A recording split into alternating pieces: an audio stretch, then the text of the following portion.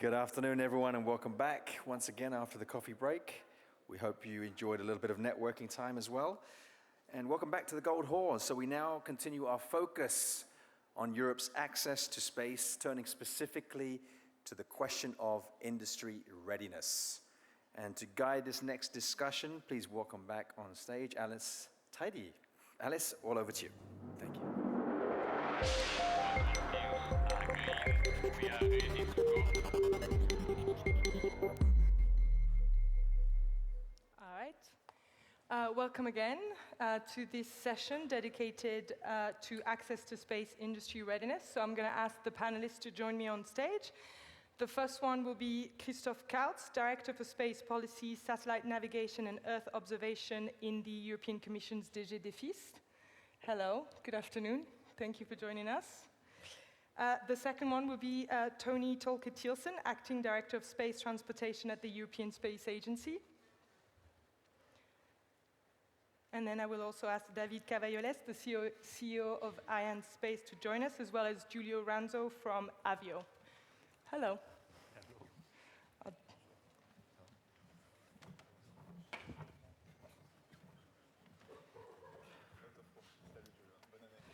Maybe you just sit, could you, so that we're not so far away from each other. I mean, you'll still have to answer my questions, but you know, it doesn't matter how far away you go. All right, so this panel really aims to answer the question of whether Europe is ready, whether it has the capacity, the capabilities to meet the increased demand for access to space, both at commercial and institutional level, but also look forward a bit to what needs to be done today to meet tomorrow's challenges. So I guess I'll start my questions with you, Toni. Europe went through a difficult period for access to space, and we seem to be lagging behind the US for a little bit. From your perspective, what marks the real turning point, and is the crisis well and truly behind us now? You have to take a microphone, sorry. I think what marked the turning point was Seville. We had a conference at ministerial level in Seville in 23, where there was a certain number of agreements made on how to solve the present issues we had at that point in time with the exploitation models of Ariane 6 and Vega C. And also, at that point in time, it was decided to change the paradigm of how we implement access to space in Europe for the future, implementing more competition with privately developed launchers. That was what happened at political level there. And at approximately the same time, we managed to stabilize the planning of Ariane 6. We announced the launch date already around that time for a launch in July 24, so more than 6 months in advance. And that from that point on, everything has just gone smooth, and even Vega returned to flight, and we have been able to ramp Ariane 6 up as the fastest ramp up in any launcher, heavy launcher in history. So, but the turning point was really back then. Everything had been gone to planning and fine ever since. So we are back. We're back. Okay, great. Well, Arianespace is back as well, right? Because you had a record year last year with your launches, and apparently this year you aim to even have more launches, and you'll have a first constellation launch on February 12th. So what can you tell us about 2025, 2026, the risks you face, and you know, how you aim to mitigate them? Yes, so as you mentioned, last year we performed 4 launches. So it means that in 17 months between the very first launch of Ariane 6 and the 5th one, in 17 months we did 5 launches. This is the fastest ramp up ever for a Navy launcher, which is something. It shows that all the industrial chain, all the partners, the suppliers and so on across Europe are at speed, are motivated, and are willing to make Ariane 6 a success, which is a good news. So this year, we will accelerate. The ambition is to roughly double the cadence and reach 7 to 8 launches. In addition to this speed up, let's say, the challenge is that we'll have very different configurations this year. We'll continue to serve institutional customers, as we did last year with Ariane 62, but we'll also introduce our brand new version, Ariane 64, which will be the heaviest lift in Europe. We launch Constellation in low Earth orbit. We launch GTO mission, so a wide variety of missions. So it's a big challenge, but also a big motivation for the teams. Okay, great. What does 2026 have in store for Avio? How do you also look at the challenges that you face?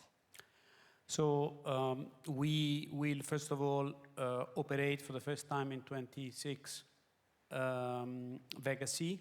After a long time, this was operated by Arianespace. We have transitioned the responsibility from Arianespace to Avio smoothly, I would say, with a lot of cooperation. We have lots of launches in pipeline, some of which are for the European Commission, some are for export customers, and some are for European commercial customers, so a diversity of customers, all of which are within the community of Earth observation. So I would say our mission is to grant Europe the ability to access space for Earth observation or for any type of project, from the very small satellites to the very large and heavy ones, such as those afforded by the radar technologies. So it's a tailored service for a specific segment in the market, not for everything. But I would say that in this way, with Ariane 6, we complement each other offering such that we can cover the telecom industry, which today is largely connectivity with Ariane 6, the navigation with Ariane 6, and with Vega C, we do Earth observation. So I would say that we fulfill the needs for Europe. This is more for Christoph Kautz to say, but or for Toni as far as the European Space Agency, but we serve this priority. So we will start by launching a European Space Agency satellite, and then we will follow with a European Commission satellite, and then with an export customer from South Korea, demonstrating also that this product is competitive around the world. It was announced here, Vega C has been recently sold to Brazil, for example, on a competitive basis, and also to a customer in the Far East, equivalently to on a competitive basis. So I would say that in Europe we restore the ability not only to fulfill the European needs, but also to be competitive around the world. I think David just mentioned we'll soon be launching a very large connectivity constellation, non-European, so to speak, commercial. So it means our products are good both for serving the internal market needs and the export opportunities. I'd like to turn to you, Christoph, if that's okay. So the recent ESA ministerial delivered record subscription, especially for transportation. What does that level of support tell you about how member states view launches and access to space? Can you tell us a bit about the discussions that you're having with member states regarding access to space and what they're asking the Commission to do, to look into when it comes to launches? Well, I think Toni can explain that better than myself, but I think the subscription at the ESA Council shows that clearly member states have fully understood and fully stand behind the need to have an autonomous access to space. And I think in the discussions that we as Commission have with the member states, this is very clear as well. And based also on the feedback and the discussions we have had with the member states, I mean, we have made a proposal in the European Competitiveness Fund in this defense and space window, where we have added what we call a component, an access to space component, because I think this is also to reflect the importance that member states attach to the subject. To be more precise, I think member states, they also support the fact that we try to foster and increase the market. And I said in the previous panel, we are working on aggregation of demand. We're developing an IT tool for that. And I think, broadly speaking, I think there's support for that. We are then also having discussions with the member states, and Commissioner Giulio referred to it briefly in his speech this morning about the vision for access to space, and because we think that it is important that we, as on the public side, we have a clear vision where we want to go in the next 20 years when it comes to access to space. And of course, you can imagine that the views of member states are perhaps not entirely coherent of where we should be in 20 years from now, but I think that is normal, and we're having these discussions at the moment, but I think these are fruitful and necessary discussions. If I may go back to you, David and Giulio. So we've spoken about the record subscription, we've spoken about your order books, which are quite full. But what else do you need from either governments or EU institutions to continue this ramp up over the next 2, 5, 10 years? Well, this is very simple. What we need is contracts. Okay. You know, sometimes, especially here in Brussels, I hear that Arianespace manifest, Arianespace backlog would be full until 2030, 2035, or even beyond, and that unfortunately we could not launch institutional missions. This is false. What is true is that we have around 30 missions in the backlog, which is good, but which is true also is that we are ramping up very fast, as we discussed before. So it means that typically in 2028, even more 2029 onwards, we have a lot of room on purpose because we want to be there to launch institutional missions. So we are there, we are ready to launch, and now what we need is to sign the contracts. We know that those upcoming large projects are complex, so it needs time to align all the stakeholders and so on. We can understand that. At the same time, the reality is that we are now starting to produce, and our supply chain is starting to produce elements of launchers that will be launched in 3, 4, or 5 years. So to feed the supply chain, we need to accelerate the subscription, let's say, of institutional contracts. For the moment, we are very focused on the commercial market. Giulio mentioned what we are doing with Amazon. But of course, we are ready to do more for the institutions, but to do so, we need contracts. So this is really the priority, getting visibility, getting cash also to fulfill our backlog with this type of missions. And we are ready to deliver those missions. Giulio, would you concur? Yes, I do concur, and I want to provide to you an example and a benchmark that may help in understanding this. If you go to the US, for example, the national security community procures space launches in batches of about 20 per time, which we never do with our institutions. We have, I have to say, very satisfied, in particular with the European Commissions. We had contracted for 5 launches, okay, to be carried out over a certain period of time. But if we had visibility for, let's say, 15, 20 launches over a longer period of time, we could plan things better such that we can increase punctuality on the date of flight, cadence, and so on. If we keep on selling the launches one by one, it is very difficult to do the planning, to increase capacity, and to make sure that we can grant punctuality. So the more you have a diversified customer base and fuzzy accumulation of orders, the more it's difficult to grow in cadence.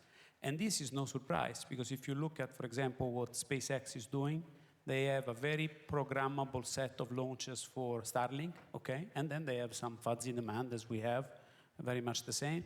But they equally have a very well programmable internal government demand, ready to receive orders covering more than 5 years, and that helps in this process. So this is, I think, most important if we want to ramp up more rapidly. Brilliant. Toni, you wanted to jump in? Yeah, I'd like to jump on actually everybody here. So starting with Christoph on the ministerial and the very important subscription to launcher programs was actually the results of the severe resolution, which was implemented at CM25. So the exploitation model of Ariane 6 and Vega C and preparation of the future. And that is fine. And it will last, this model, this support, until 29 to 30.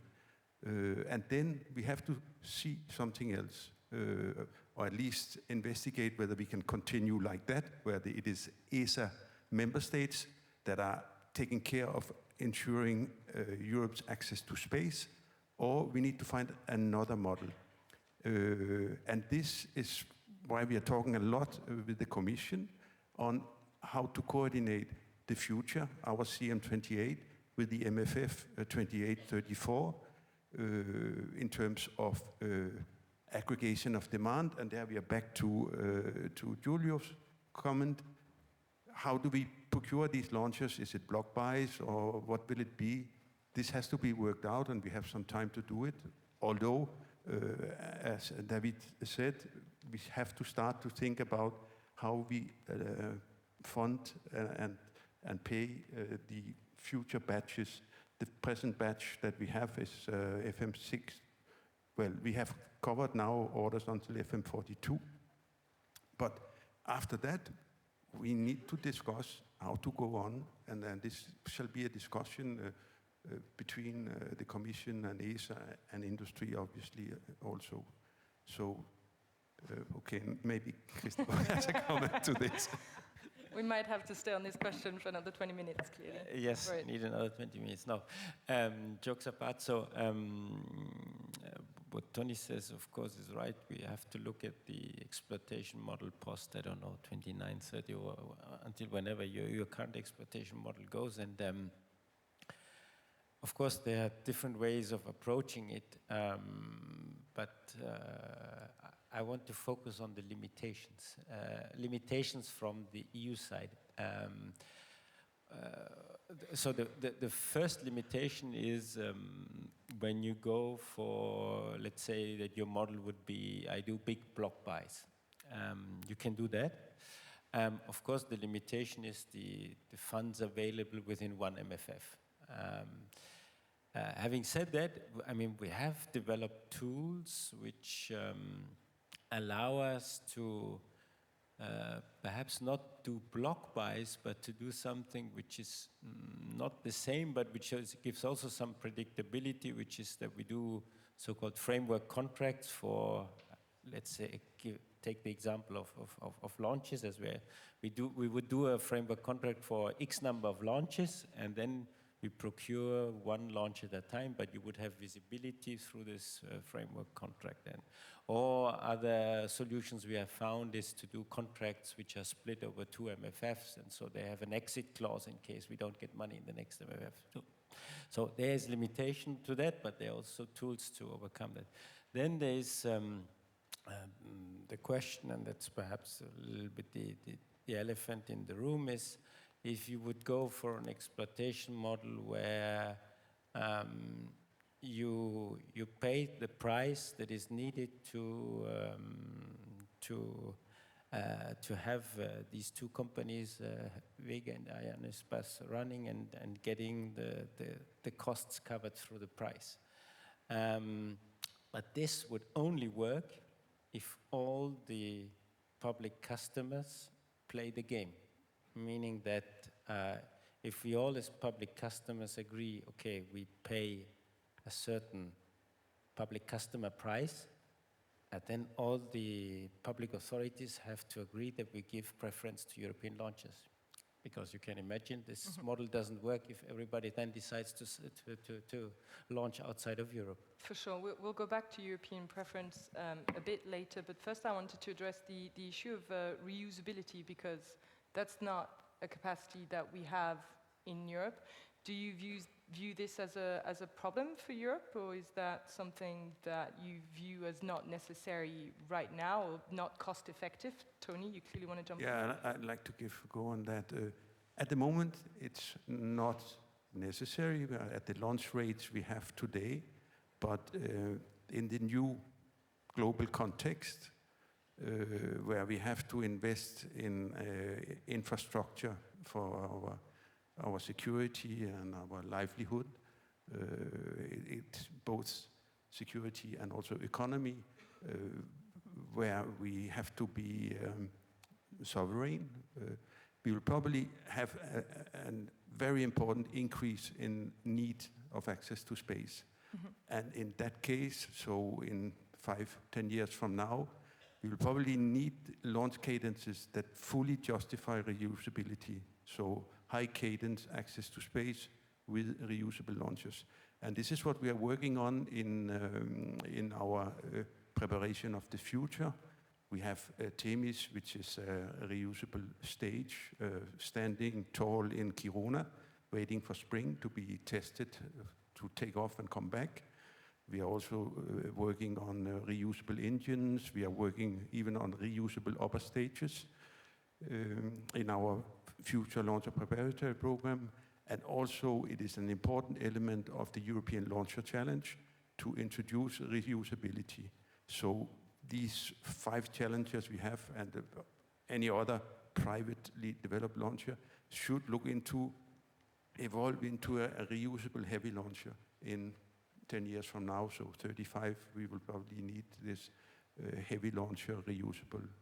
10 years goes fast. Is that something that you guys are looking into, or given that you tend to bring things to space that are on the heavier side, it's not something that you care that much to develop? Reusability, you mean? Yeah. But look, you know, if I have to put together what Toni said and what Christoph said, we can adapt our technologies. We have demonstrated to be able to do that, provided that not only the size of the demand is there, but the predictability of the demand is there.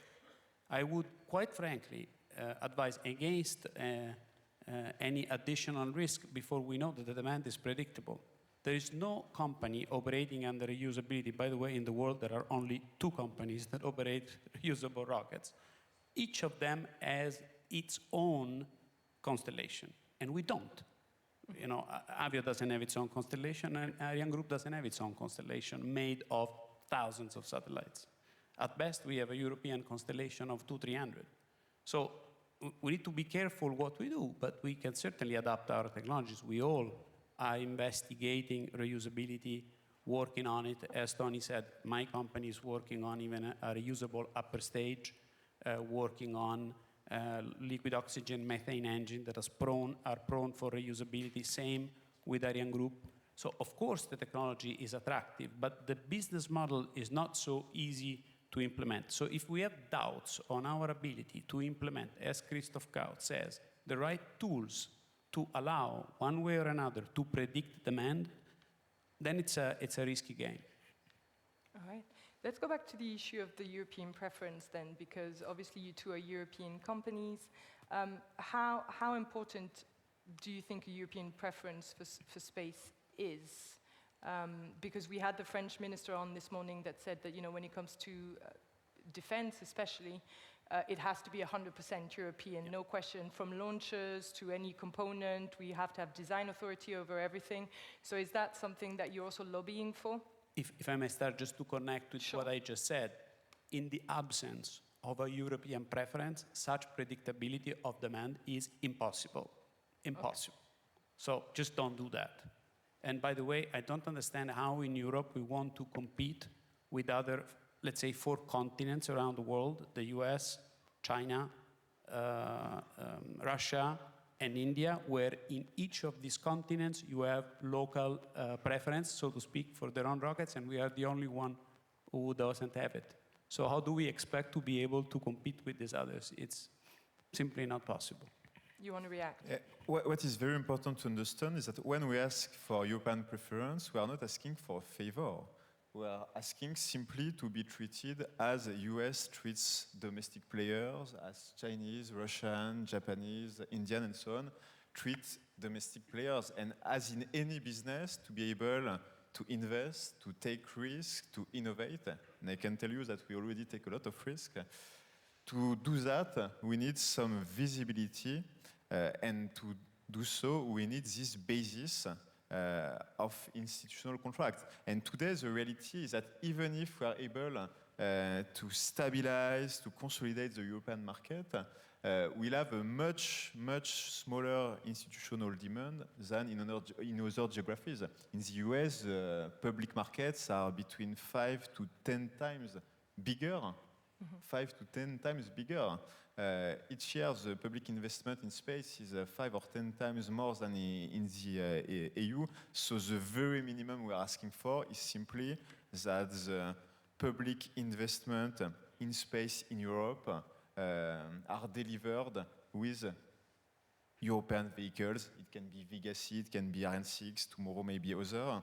But we think this is an absolute requirement if we want to have a sound basis to exploit, to develop, to enhance launch vehicles in the long term. Just be treated as the other big powers in the world, not more, not less.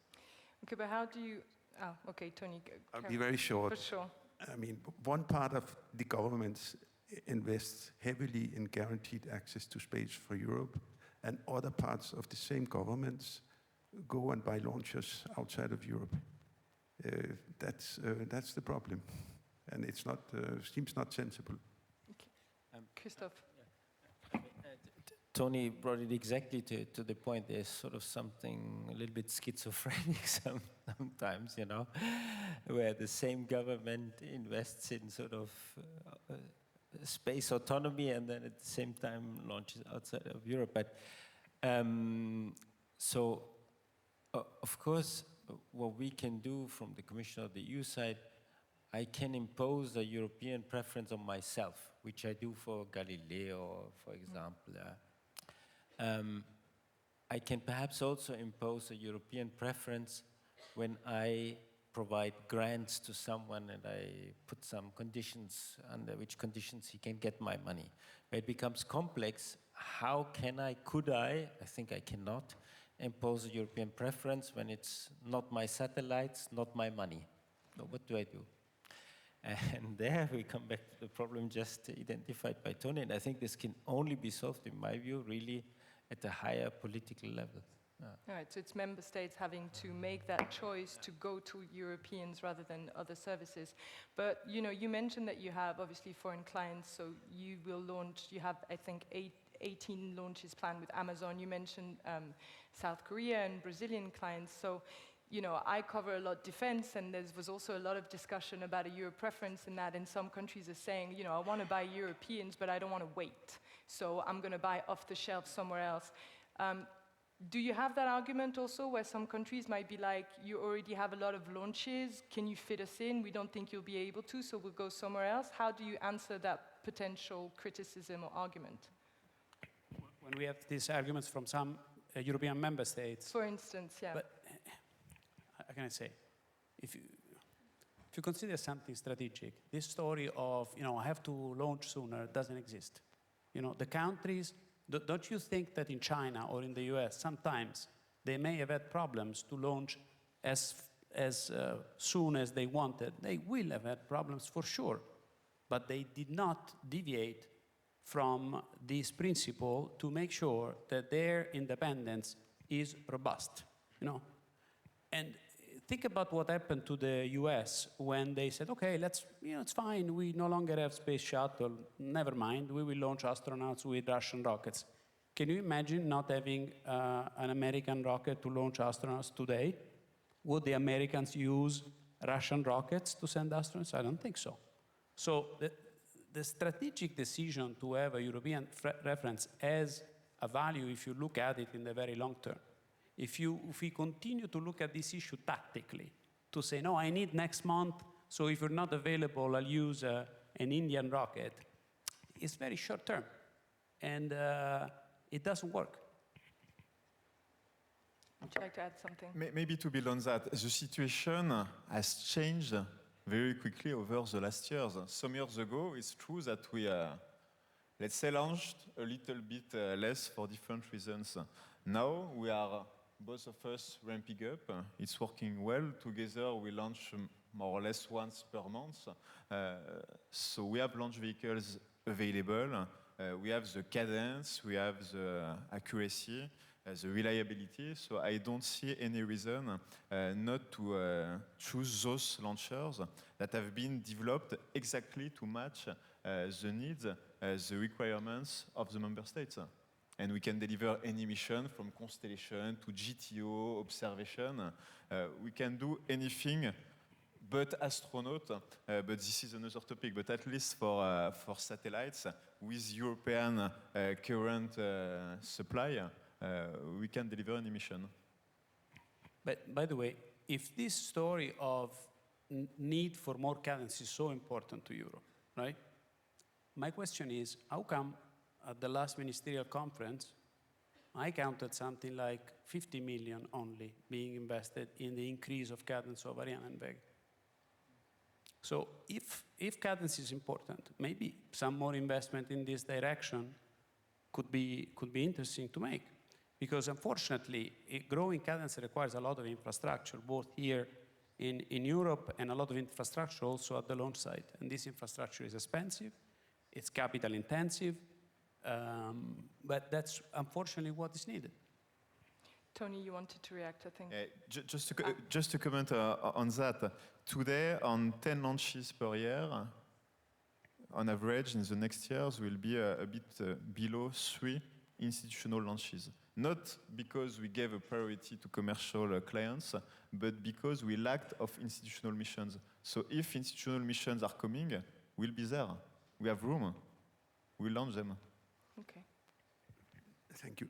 Just, as we heard this morning, the institutional need is probably going to increase more than we expect because of the global situation.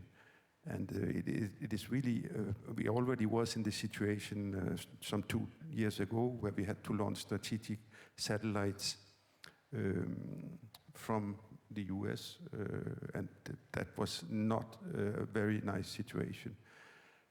So one of my, as a director of space transportation in ESA, where we ensure Europe's access to space, is the capacity we have installed now, is it enough? That's a big question, and I'm afraid that it will not be enough, but future will tell. Would you like to react, or should we? Okay. Yes. I think I fully support what Ranzo said. First, member states have to decide, is this now really a strategic issue for us or not, and not react tactically. And the second point is also what was said by David and Toni, is member states have always the possibility to invest in increasing the cadence. I mean, if they want to. Yeah, I say this is why they first need to take a strategic decision on it, and then the rest will follow. I want to move a little bit and switch topic, because you mentioned earlier the supply chain. Obviously, you two are incumbents, you're quite large companies, you've been at it for a long time. But how is the European supply chain? Are there any issues that they're then communicating to you? You know, in other sectors, for instance, we have the car sector or even the defense sector, saying we need, you know, European strategies for critical raw material, rare earth or steel or whatever. Do you have smaller suppliers who communicate to you that they're having issues sourcing certain things that could potentially dampen your, you know, your forecasts? But, you know, the suppliers want exactly the same thing. They want predictability of demand. They want to know how much demand they will have in the upcoming years. The more you can convey to them what is the predictability of demand, the better they will work. Then they need to invest in their assets. So in Europe, we have this tendency of, in my mind, over-investing in research and development and under-investing in capacity. Capacity means throughput, the amount of things you deliver per year, per month. It is fair to say, as Toni was pointing at, that until the last few years, we did not perceive that the European demand could be all that big. And so this need for massive demand wasn't there. Even, you know better than me, in defense. Did we ever pose ourselves the problem of having to manufacture more missiles? Not really. In my case, for example, in my company, now I have orders from defense which are 20 times what I had 5 years ago. So it's not a question of technology. I am manufacturing exactly the same motors, but the scale at which we need to manufacture is so much larger. So I think we need to solicit the member states to consider investing also in capacity as opposed to more research and development. Okay. David, is there anything you'd like to ask? The positive thing is that both of our programs are ramping up. We are ordering rockets, we are building them, launching them, and it's working well. And we see that our customers, I think, are happy, are wanting to keep launching with us. So this is positive for us and for the suppliers. As Giulio mentioned, as in any business, we need visibility.